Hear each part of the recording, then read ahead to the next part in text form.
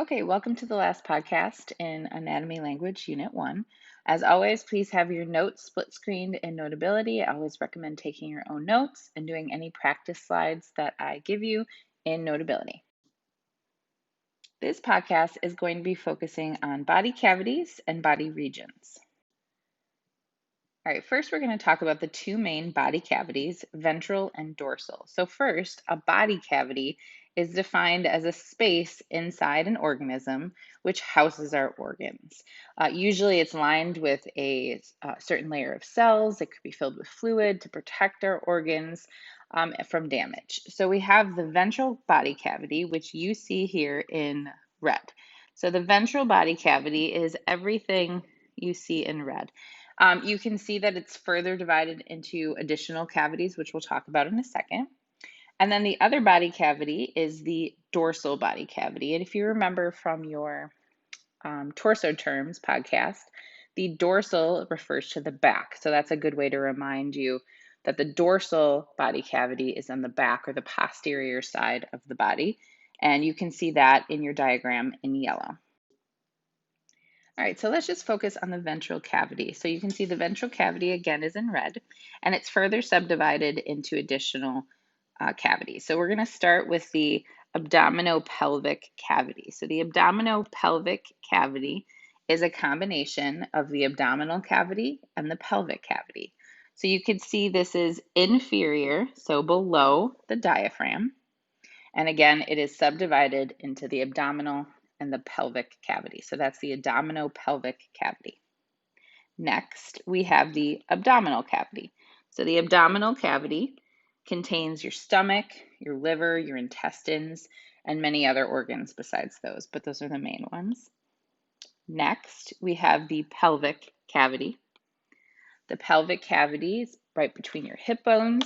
It has your reproductive organs, your bladder, and your rectum. Now, we're going to go above the diaphragm. The diaphragm is a natural divider of the ventral body cavity. So anything below is considered the abdominopelvic cavity. And then above it is your thoracic cavity. Your thoracic cavity contains your lungs, your heart, and it's protected by your rib cage. And again, it is superior to the diaphragm. All right, next we're going to zoom in on the dorsal cavity subdivisions. So you have two subdivisions of your dorsal body cavity. First, you have your cranial cavity, which encloses your brain. And then you have your spinal cavity, which encloses your spine. Okay, so now you should be split screened with Notability. I highly recommend you stop the video now, press pause, and I want you to do this practice slide. So without looking back at our past slides, here are all the cavities I just went over. I want you to try to label this blank diagram without looking back at the slides and see how many you can do. So pause your video now. All right, hopefully you filled in your practice slide. I'm going to go over the answers with you now. The first thing I did was divided the image into the two main body cavities. So dorsal is in yellow, and then the ventral is in red. So then let's look at the ventral cavities first. So you have your thoracic cavity, which remember is above that natural dividing line, the diaphragm. So it's superior to the diaphragm, contains your heart and your lungs. And then below that, you have your abdominopelvic cavity, which is divided into your abdominal cavity and then your pelvic cavity. Okay, and then next you have your dorsal body cavity, and your dorsal body cavity is divided into your cranial and then your spinal body cavities. All right, next we're only going to be focusing on the abdominopelvic cavity from this point forward. Because there's so much going on in the abdominopelvic cavity, there's so many organs within there, the abdominopelvic cavity is further divided into quadrants and then also regions. Okay, so the quadrants names are pretty self-explanatory. They're all either called right or left, and then upper or lower. So the only tricky thing you might want to remember is that it's always going to be the patient's right and the patient's left. So this is the right upper quadrant. On the other side, you have the left upper quadrant, and then you have the right lower quadrant, and then the left lower quadrant. So, why would quadrants be necessary? Well, when a patient comes in to a doctor's office, let's say they have pain somewhere in their abdominal pelvic cavity, the doctor or the nurse who's ever seeing them is going to want to designate where that pain is coming from. So, the first thing they're going to do is identify which quadrant the pain is coming from. So, that's the first thing they're going to do. So, they might write on their chart, patient is presenting pain in the right lower quadrant. And you're going to see that there's certain organs within each quadrant that, doctors and nurses know about, and they'll think, oh, if they got pain in the right lower quadrant, that could be the appendix. Or, oh, they have pain in the right upper quadrant, that could be the gallbladder. So that's why quadrants are important. And then you're going to see that the regions are even more specific, more so than the quadrants.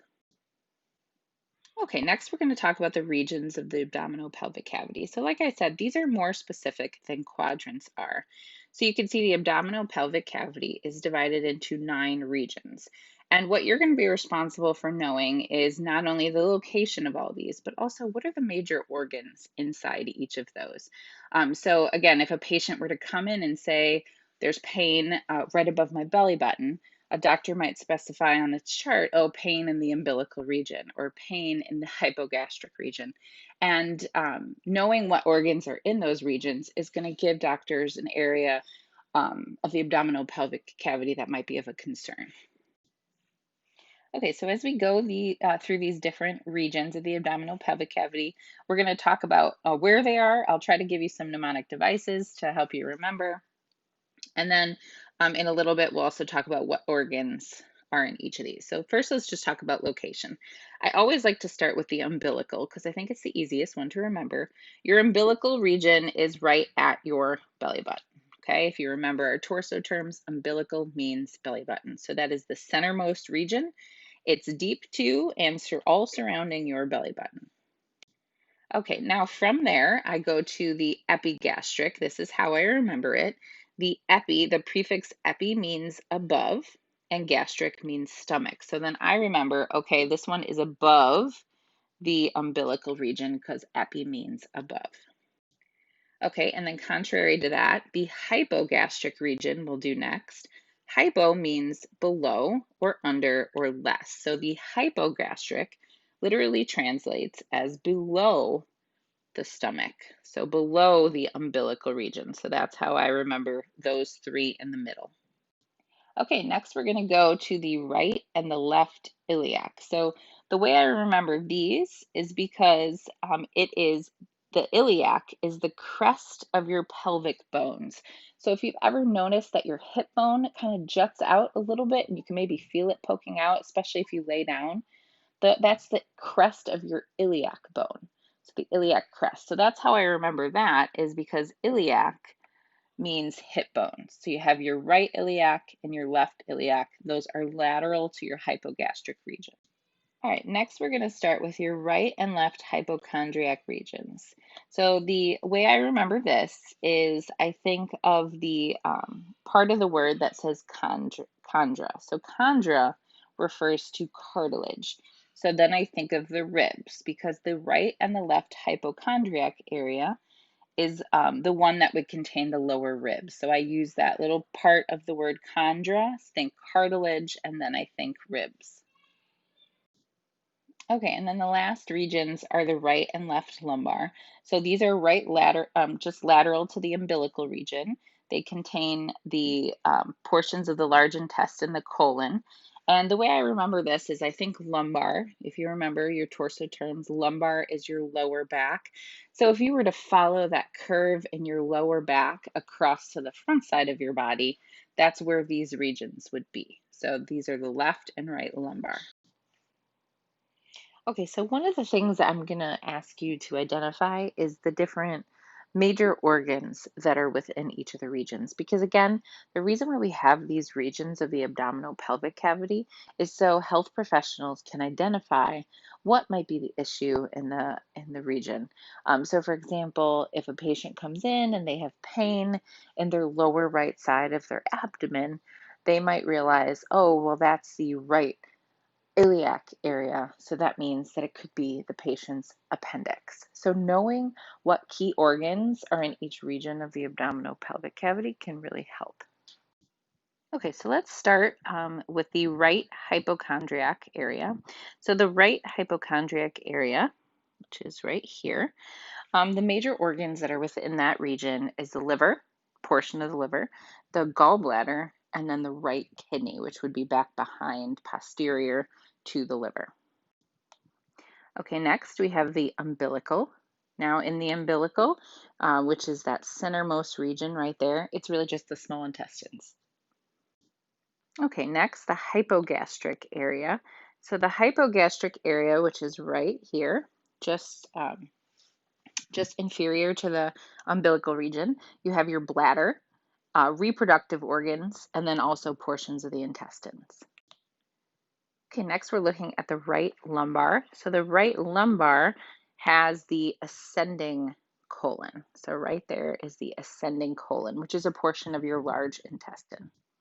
All right, and then the one I just mentioned, the right iliac, that contains your appendix, which is a pretty important area to know about because it's a very specific area to have pain in. If you ever experience or you ever have a friend experiencing nausea, vomiting, but then really bad pain, intense pain in the lower right side, right behind their kind of right above or behind their hip bone, that's a sign you need to go to the emergency room right away because that could be appendicitis. And maybe some of you have even experienced it. You or a family member have had their appendix removed because of it, but pain in the lower right region in that right iliac area is the appendix.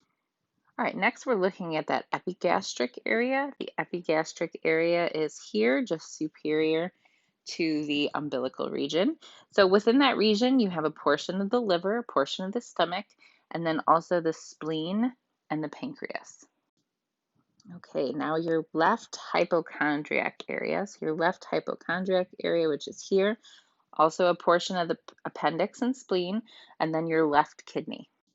Okay, moving down, you have your left lumbar. In that left lumbar region, you have the descending colon, which is a portion of your large intestine, and then the left iliac area, which is last. The left iliac area has the end of your large intestine, more commonly known as your colon.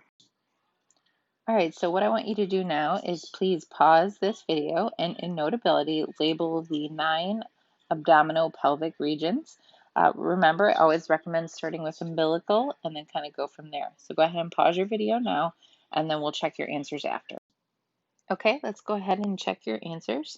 So I always like starting again at the umbilical region, which is right at the belly button. And then I go above, which is the epigastric. Epi means above. Then below is the hypogastric. And again, hypo means below. And then up lateral on either side of the epigastric, we have the hypochondriac region. And I always think chondra means cartilage. So I think of ribs, which are primarily cartilage. And then we have the lumbar regions, which are right at your lower back, which are just lateral to the umbilical region. And then you have the 2 iliac regions, which I just realized I mislabeled. So I'm going to fix that. This one is the left iliac. So you have the right and the left iliac, which the way you remember that, iliac, you think of the iliac crest, which is your hip bone that kind of protrudes out there. That's known as your iliac crest. Okay, so for the last practice slide, I want you to place these major organs in this list where they fall in the 9 abdominal pelvic regions. Okay, so pause your video now and then in Notability, fill out where all these organs fall. Try to do it without looking back if possible. Okay, so pause your video now and try this practice slide. Okay, so I'm just going to show you where I put all these major organs, and I just want you to check your picture. So I'm just going to slowly slide it down this square, and you can check your results. So up at the top there, you see you have your liver, your right kidney, your gallbladder, which I abbreviated, and then your stomach, spleen, pancreas, and left kidney. Okay, for these 3 regions in the middle, it's a lot with your intestines, and I didn't put that on the list. And then down here, your right iliac, that lower right side, is the appendix. And then your bladder is that middle bottom region. Okay, so hopefully these two practice slides at the end helped. It is a great idea in Notability to make copies of these two slides and just keep doing this practice over and over again. And it really helps you kind of position the organs properly in the abdominal pelvic cavity, as well as I help remember the names of the regions. Also, Quizlet is great practice for this. There's diagrams in Quizlet where you can click on the regions and help practice the names of them. All right, thank you for watching your last podcast on anatomy language. Don't forget, Quizlet is a great place to go right now to practice the different divisions of the body cavities and the abdominal pelvic cavity regions that we just practiced.